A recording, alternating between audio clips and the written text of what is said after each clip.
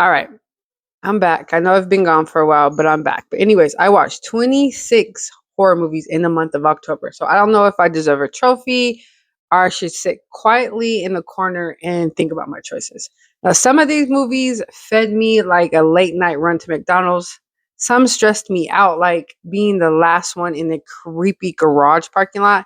And a few of them just felt like punishment that the universe was giving to me. But I didn't do nothing wrong this month. I don't think I did. But I have things to say. I have feelings about these movies. So we're going to go over all 27 movies. I have them in three tiers from best to to worse. So let's get into it. All right. So we're going to start with the top tier. And this top tier is called I Will Defend These Movies with My Life. So the first one in this tier is The Nightingale. So this movie, this one is a historical horror, a rage horror, and a trauma horror.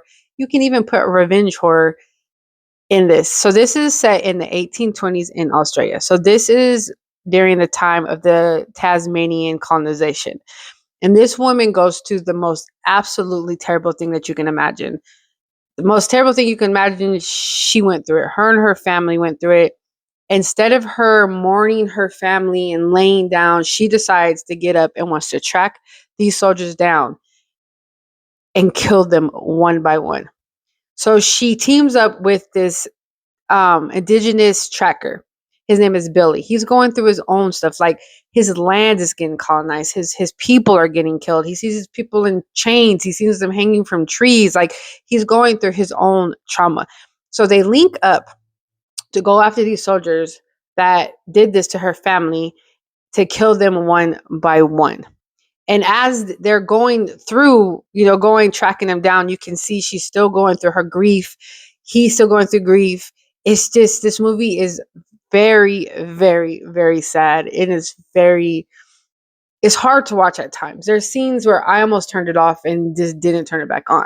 So this isn't one of those movie night fun. It's not. It's not at all.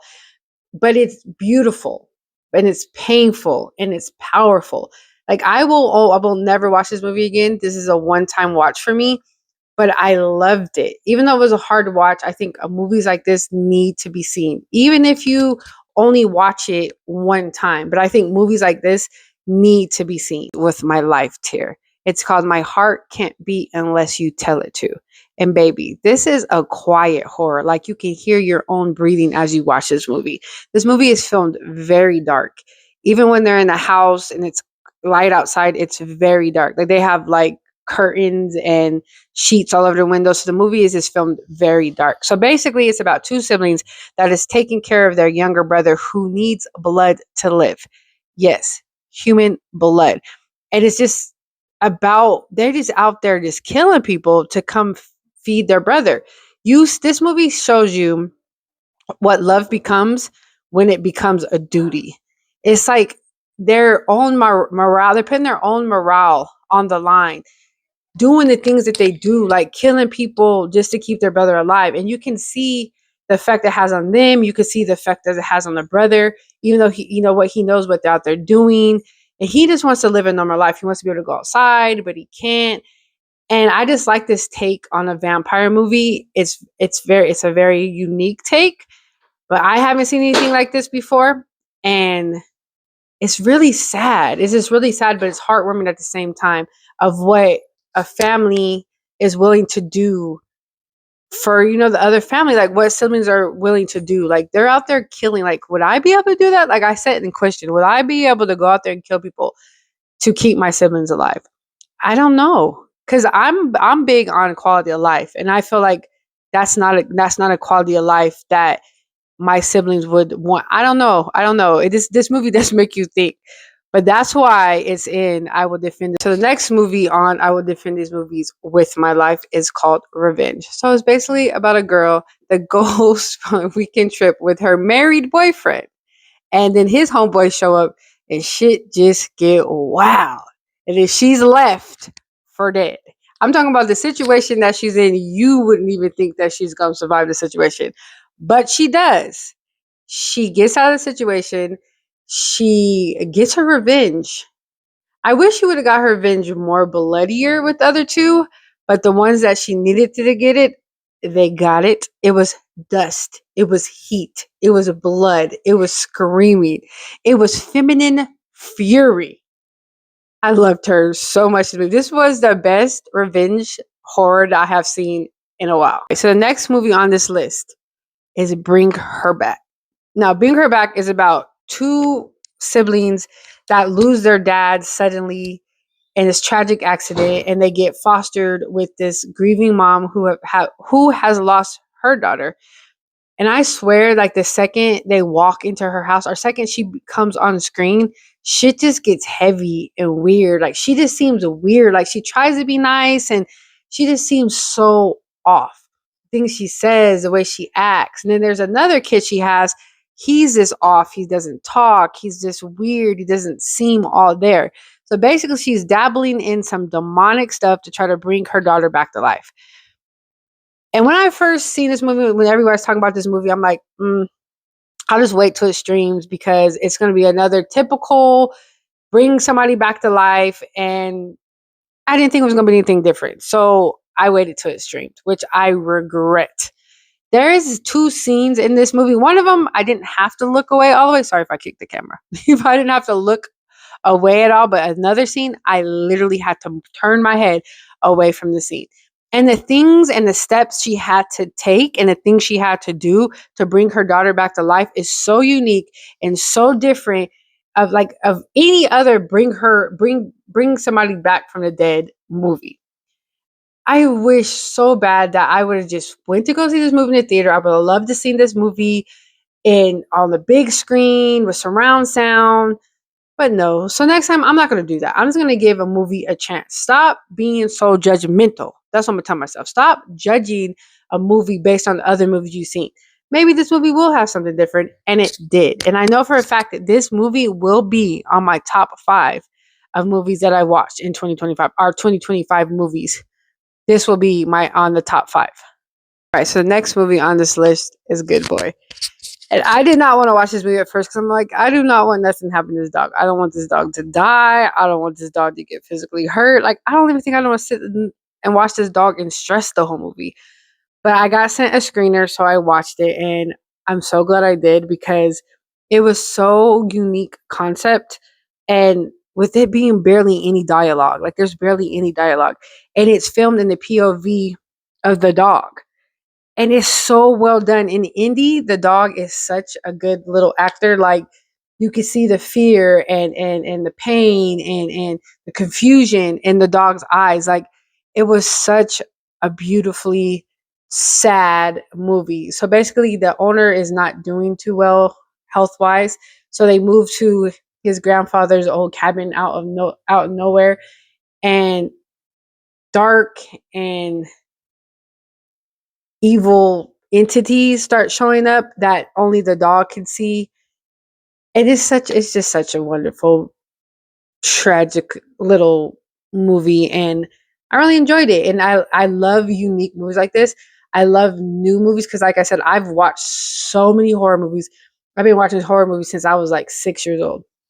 So when I come across something new and something unique and something that makes me feel something and feel something different, I really enjoy it. And this is what this movie was. It made me so unique. It was so different from anything I ever seen. And I just really enjoyed it. So the next movie is called A Banquet. So this is about a mother and her 2 daughters. And the mother tragically loses her husband. Well, he's been sick for a while.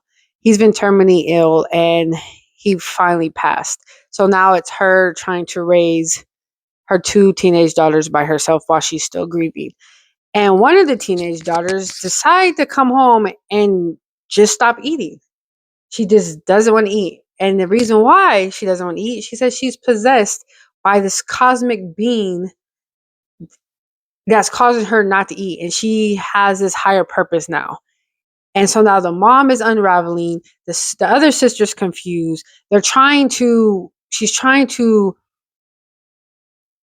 come, she's trying to save her daughter, but doesn't know how, basically. Her daughter just would not eat. She took her to the doctors. The doctors ran tests. They can't see anything wrong.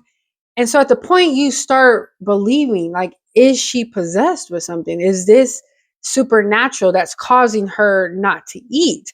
But further in the movie, the more the movie goes along, you start to realize what the real reason behind it is. And that is just tragic. It's just a really tragic, a very sad. It was such a sad, tragic movie, but it was so beautifully done. And its main focus was on food. Like, it was the way that they filmed food and how the lighting was hitting the food, and how it was always in the forefront of anything that was being filmed. The food, whatever food was there, was always in the forefront. Like, I loved the way it was filmed. I loved I loved everything about it. Now, will I watch it again? No. It's just one of those movies that is a one-time watch for me because I just don't want to go through that again. It's one of those movies that you go through something and you feel all these emotions, and that's just something that I don't want to rewatch, that I don't want to see. One time is enough for me, but it was such a beautifully filmed movie. Like, in the story behind it, a mother's love, and it was just such a good movie. I really enjoyed this movie. That's why it's on. I will defend this movie with my life because it was such a good movie. So the next movie I watched, I realized there's a lot of movies that I watched are on my top tier list. I must watch some really good movies. So the next movie is I Trapped the Devil. So basically, about this man and his wife that go surprise his estranged brother for Christmas. The worst that they thought could happen was like awkward small talk over eggnog, but no. This man has a man trapped in his basement, and he says it's the devil. So now they start hearing voices. The phone keeps ringing and there's nobody on the other line. The TV starts like flipping channels, and so the whole movie you're thinking like, does he have the devil behind the door? Because some of the things that this man behind the door is saying, and then the other times you're like, no, this man is just crazy. Like, the brother is just crazy. That's not the devil behind the door. He must have just kidnapped somebody and put him behind the door. This movie was so good for some reason to me. And mind you, it's not no high budget movie. It was very low budget. It's basically filmed in one setting in this house, but it built so much tension. And I think it was the way it was filmed. It was always filmed like this red tint. And it was just built with so much tension, and it kept me at the edge of my seat. And mind you, not much was going on. Like, not much was going on in this movie. It was just them trying to determine if there really is the devil behind the door, what they should do. Should they call the cops? Should they let this man out? Like, that's all the movie was. Now at the end, it did get a little chaotic, but that was all the movie it was. But it built so much tension, and it had me on the edge of my seat. Like, I really enjoyed this movie for it being so simple. I really enjoyed it. The concept was simple, the way it was executed was simple, but it just built so much tension that, like I said, I was the edge of my seat. So that's why this movie is, I will defend it with my life because I really enjoyed this movie. It was such a good little gem that I found. The next movie on, I will defend this movie with my life, which I don't know why, because it's not the greatest, but it's iconic. So this is about an influencer who has everything she wants. She has her own makeup brand. She's getting booked for jobs. She's idolized. Everybody wants to be her. She has fans. Plus, you have your haters, but she just has everything that she thinks she wants. Until one of her products literally chemical burn. I knocked down my skeleton. Literally chemical burned another influencer face. So now her whole life is falling apart. She's getting stalked. She's getting hate mail. She's getting death threats. People don't want to book her no more. Nobody wants to buy her products. So now in her descent, she's getting into drugs. She's getting into a toxic relationship. She's not taking her medication. So everything starts spiraling. So this whole movie, you're guessing, is what's happening. Is it real, or is this just a figment of her fucking dark mind? Because she's always high, she's always on drugs. Like, is it really happening? And mind you, the way it's filmed, it gets distorted purposely, and it's very chaotic, and it's got these neon lights, and things are happening, filmed weird, and it's just like, is this really happening? But when it ties everything together at the end of the movie, and when you find out what's really happened to her, you're like, God damn. So I think that's why I liked it so much, because how it ended. how they tied the storyline up. They didn't leave you guessing if is this really happening to her, if this real. You get answers at the end. Like you get full answers. Everything gets tied together in a fucking chaotic little bow.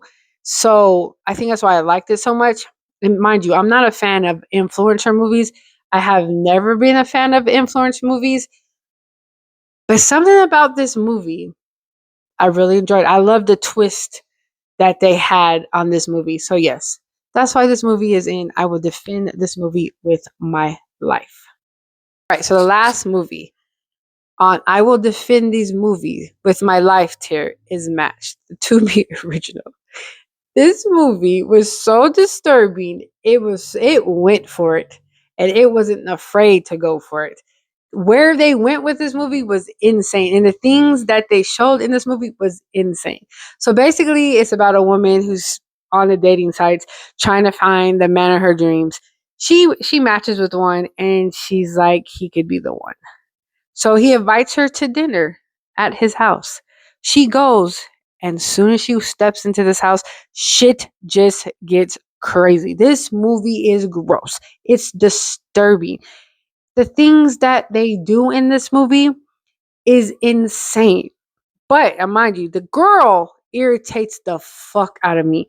The main character, some of the decisions that she makes, some of the things why are you staying here that long when you had a chance to walk your ass out of here? Why are you staying in this situation? Sorry, I got so loud. Because I'm like, why are you doing these things? The decisions that she makes, the choices that she makes, it's just like, what are you doing, girl? Other than that, I love this movie. I think this movie is what I needed in this month of October. I haven't seen a movie like this in a very long, well, not a movie done well like this in such a long time. And it went for it. Like Tubi, you did your thing in this one. You did not drop the ball in this one. I absolutely loved it. And this is one of those movies that I will watch again. Anytime I want to watch anything disturbing, I'm going to be putting this movie on because it did not disappoint me. I really loved it. And I'm glad that it made it to I will defend this movie with my life tier because why not, right? It's just great. I really loved it. And now we made it to the mid tier. I like them, but also, sir, these are the movies that I had fun with, but I also had to like raise my eyebrow. Like, you cute and chaotic, but we need to talk in the car. Like some of the things in this movie, most of the movies that made it to the mid tier are movies that barely have any plot.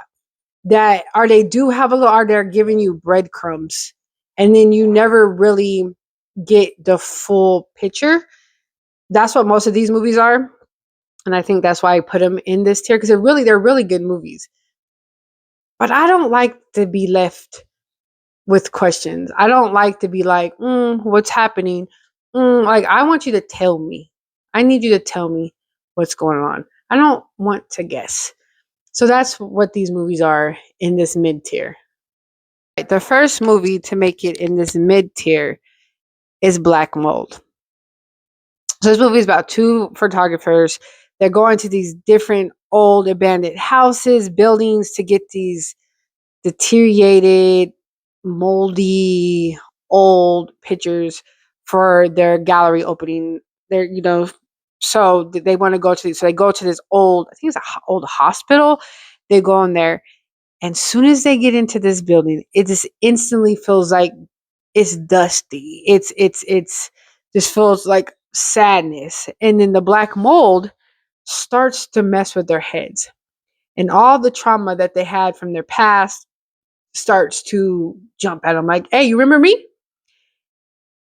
And I liked it. I did like it, but like I said, they did not even let you know where this trauma come from. You just had little like visions of things that they see, but they never give you backstory of why this situation is so traumatic for them. Like they kind of do with the main character, the lady, but they still don't let you know too much. You know it's about her dad. You know her dad died, but you're like, why is it so traumatic? Why does everybody blame me for his death? Like there's no answers to that. But the way that it's filmed is beautiful. It is creepy. It is dirty. It is disturbing at times. But it's like you don't know, like, and you can't really connect with them because you don't know why why the trauma affected them so much. Why is it like this? Like, I had too many whys in this movie for me to put it in my top tier. It had to go in the mid, and the reason it is because it's a good movie. It was filmed good. The it was creepy. It was scary. It had all that. It had the blood. It had all of that. But it's just I had too many whys. I had too many whys. Why is this happening? Why you feel like that? Why you that? Like, I hate that for movies. Like, so that's why this movie's in. It's still an enjoyable movie. I still enjoyed it. I still had a good time with it. I was just left with too many questions. From my own taste. So the first movie is Motivational Growth. Not the first. This is the second movie on mid tier. Motivational Growth. This movie is about a guy who's a shut-in. He just stays in his house in his dirty drawers, in his dirty little wife beater, and on the couch in front of the TV. His house is filthy. He's filthy. He doesn't shower. He doesn't want to do anything. His TV breaks. That's the last straw. He tries to end it all, but fails. And then the mold in his bathroom starts talking to him and giving him motivational speeches. This movie is insane. It's dirty. It's grimy. It looks like it stinks. Like, you can almost smell it through the TV. But again, why is he depressed like that? Why did he become a shut in? What pushed him to this level? Like, I know, like, I want those answers. Some people probably don't care about those answers, but I need to know, how did he get here? What pushed him to get here? Those are all the questions that was going through my head. But if you don't think too deep going into this movie, it's a fun little, gross little, and I like how it goes into like cartoon modes or modes that he's in a TV series. So it's like the movie is melting itself. Like, it's just, I like the way it's done. But again, I need answers. But if you don't need answers, you might enjoy this movie. It's on Tubi. Go check it out. I think you might enjoy it if you don't need a plot or if you don't need answers. Next up is Bone Lake. I was so disappointed in this movie. Not that it wasn't a good movie, it just wasn't what I thought it was going to be. The trailers deceived me so much. I was so upset about that. We'll talk about that in a minute. So it's about a couple who goes and rents his Airbnb out in the mountains. It's a big, huge house, and they're getting ready to have this romantic weekend. And this other couple shows up talking about they rented the same Airbnb. So instead of one of them leaving, they decided, let's just share this Airbnb. That's when the shit gets weird. The other couple starts testing their love, testing their loyalty to each other. It's like a mind game. This movie is a mind fuck game. Like, it's messed with your mind. It's psychological. But in the previews, it makes you think it's about to be sex, blood, murder. Like, it's just going to be chaotic, sexual, bloody orgy. No.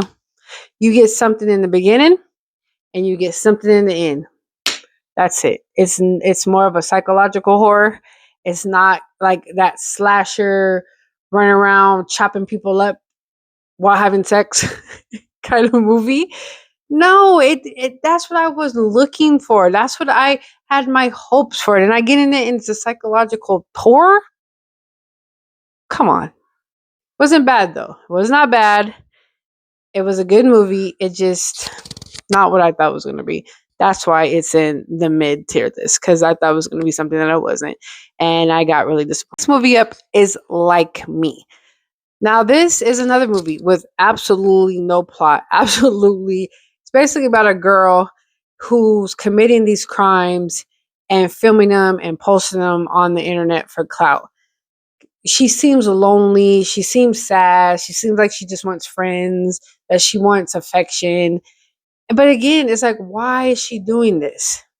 What is her background? Like, is just no plot to it. And this one, if you thought when I was talking about iconic, this one is distorted, but it's filmed that way. And it's creepy. Some of the things she does to people, and it's just a very creepy, weird, very weird little movie. Like, it's more about vibes than logic. Like, there's no logic to it. There's no nothing to it. It's just vibes. and it's weird, creepy vibes. But I had fun with it. I enjoyed it. Like, that's why I put it in the mid. But again, there was no plot. There was no reason, a rhyme or reason why she was doing what she was doing. They never explained it. It just made you think this girl's just doing this because she wants to do this. Well, she is doing it because she wants to do it. But you know what I mean? Like, I need some reason behind why she's doing what she's doing. But it was filmed way too chaotic, and it was it was okay. It was okay movie. It wasn't terrible. It wasn't where I couldn't stand watching it, and it did keep my attention. So that's a plus. But other than that, it wasn't bad. It was a chaotic little fun little movie.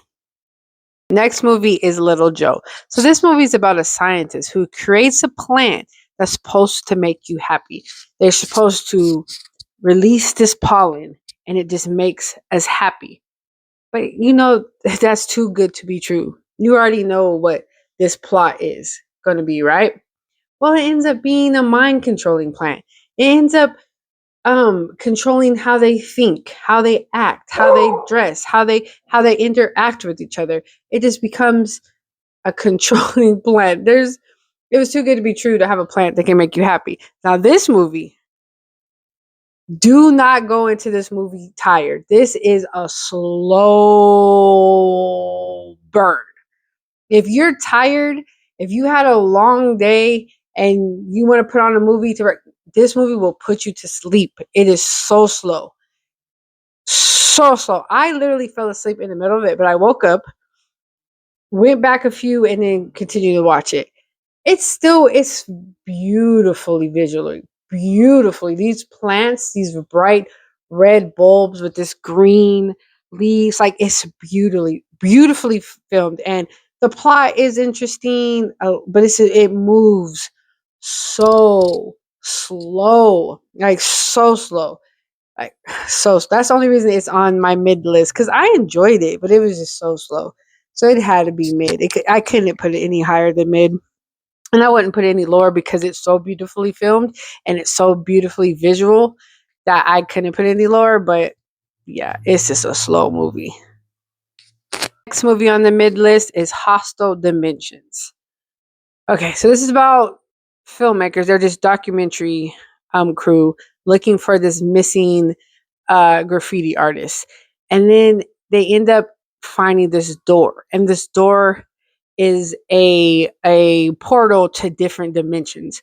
So they go to all these different dimensions. I'm talking about dimension where there's whales swimming in the sky, like, and it gets violent. Like the dimensions are violent. They have monsters and it's filmed in this found footage documentary style.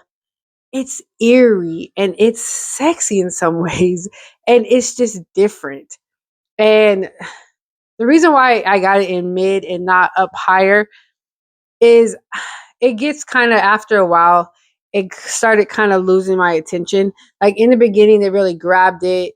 And then midway through it, I started losing interest because it started getting really repetitive and kind of slow. And then when I got to the final act, it started picked up again. So I enjoyed it. It got like I said, it got kind of repetitive in the middle, but it picked up at the end. The ending of it. But it was a good. I mean, it's interesting. It was interesting little take on a horror movie. They go to these different dimensions to this door that's like just floating in the middle of a room. It was good, and like I said, the way it was filmed, it was beautiful. I liked how they had the wells in the sky, and it was just a very visually pleasing movie. And I think that's why I kept watching it, and it really caught my eye because it was like really visually pleasing to the eye.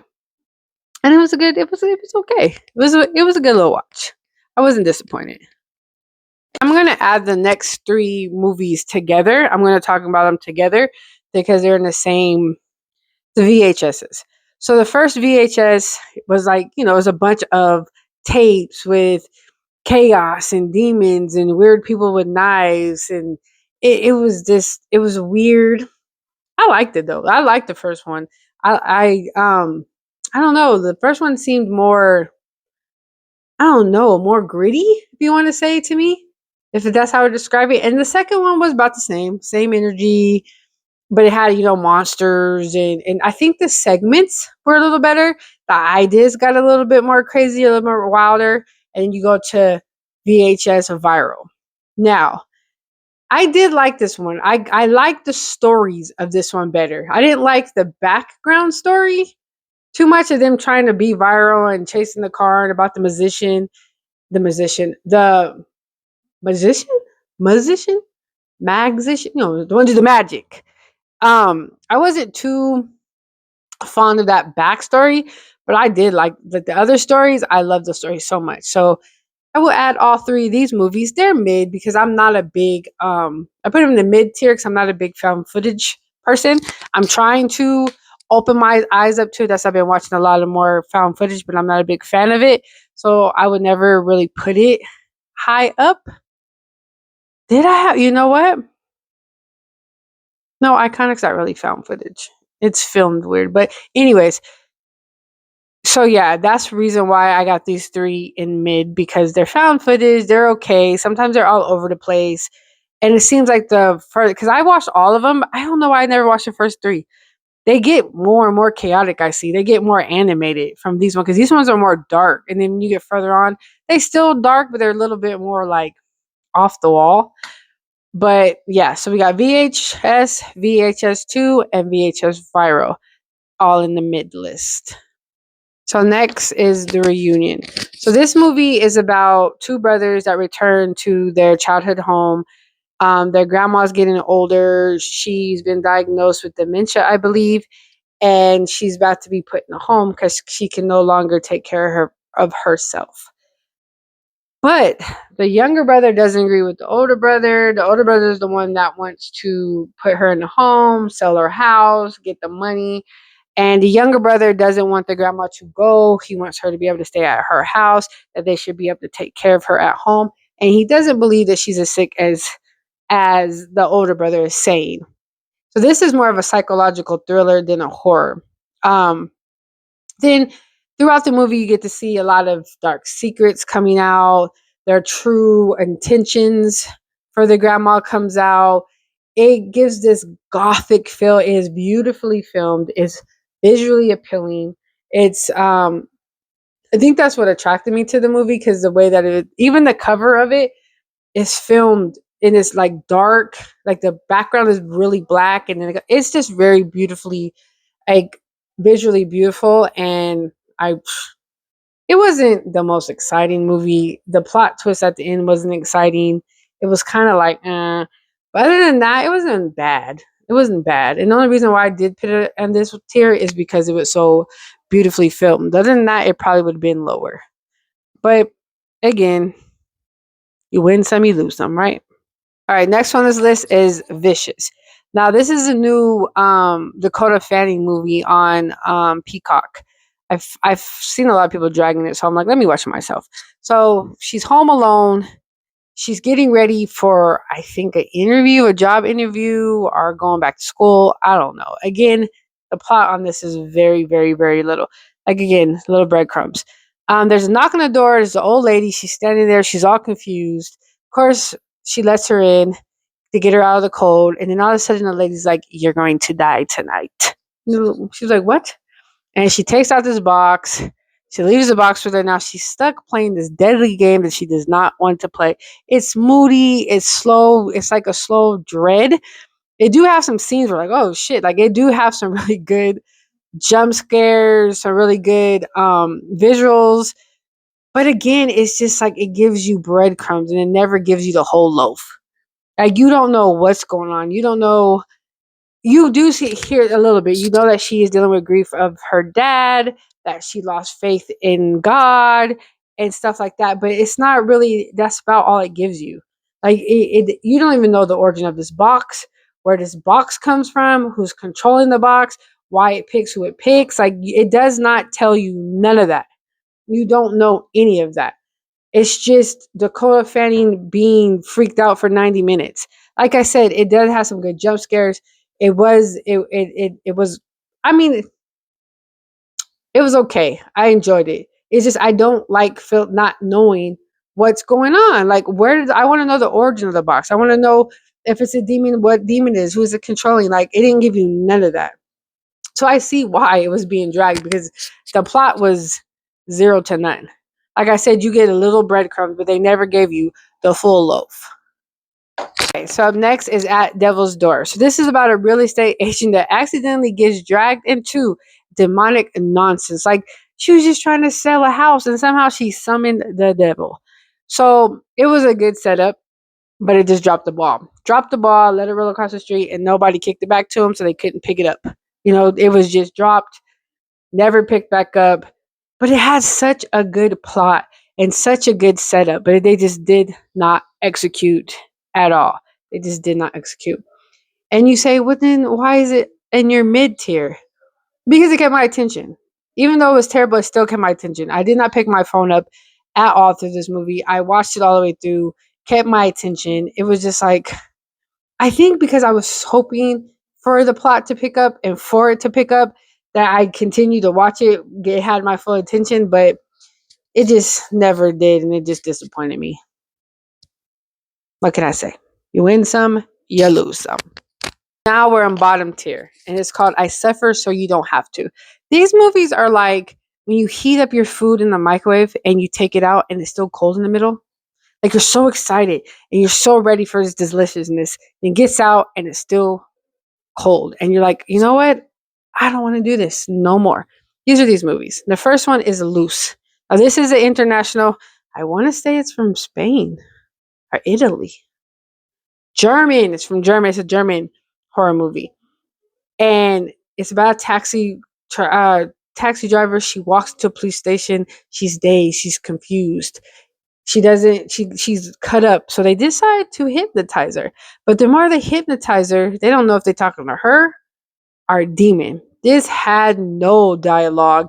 It was maximum confusing.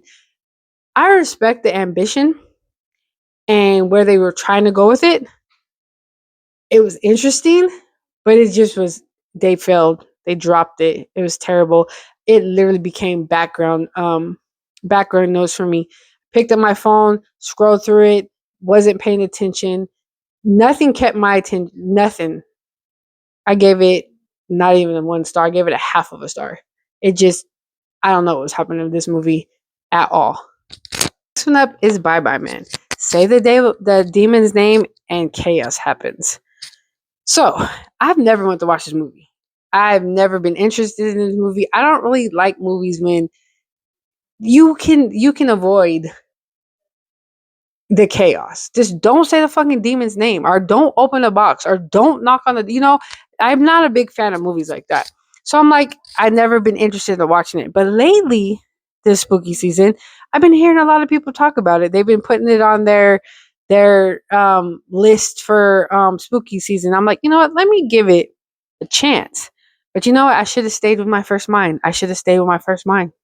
This movie tried. It put on its little boots and it tried. But no, it just was terrible. It just wasn't, I did not like it at all. Again, I picked my phone up and it became background noise. It did not keep my attention. I was not interested in it. I did not care what happened to the people. It just did nothing for me. Nothing. I should have stayed in my first mind and never watched it. Next one up is Legend of Gilbert Flay. It's what about a film crew that went to this park that it's in a competition, like 44, you supposed to film in 44 hours or something like that. I think it is. You got to make a movie in 44 hours. But I love the idea. And I get where they were trying to go, and I get the message they were trying to do. Like, basically, it was about, like, this is a land, basically about slave owners and slaves and things that were happening to them, and the revenge that was getting back, that they were trying to get back on the people that did it to them, or the ancestors of the people that did it to them. I get all that, and it would have been a good story. It had a good plot. Like, the villain was good. Like, but they just dropped the ball. The acting was so bad. I don't even know how I kept watching it. Like, I literally don't know how I kept on watching it. Now, it was very low budget. It was I can watch low budget movies. I can watch bad quality. The film not be that, the camera work not be that good. I could deal with that. But the acting was so bad that it just did not push the narrative right, or it just didn't do it for me. I did not like this movie at all. It was not good at all. So the last one is House on Eden. This is another found footage movie. It's about a group of paranormal investigators, and they end up in this house that's haunted. Surprise! And they act surprised that it's haunted. It was nothing new. This movie did not bring anything new to found footage movies. It was nothing interesting. It wasn't a new twist on it. It was nothing. And again, no backstory. No backstory on them. No anything. Like, you did not care about these characters because they did not give you a chance to get to know these characters. Like, there you can see they were giving little breadcrumbs of stuff about them, but they didn't give you no backstory on it. So you couldn't connect to the story. You couldn't connect to them. You couldn't get, it's not like you even got to know them. And like I said, they did nothing interesting, nothing new, nothing where it was like, oh, it's a twist on the found, but nothing. It was absolutely terrible and wasting my time, basically. All right, so it's 26, not 27. 26 movies later, my soul is tired. My patience is wearing thin from why would you go in their decisions? Now, drop your favorite movies from October that you watch, and comment if you guys want me to do one of these movies and give you a full on rant, full on video on them. And if you guys disagree with any of my ratings on this movie, of any of these movies, jump in my comments and let me know what you think about them. You might tell me something that makes me be like, oh, let me go back and watch them because maybe I missed that. But y'all stay spooky, drink water, and don't follow weird noises in the dark. See you next time, and y'all stay spooky.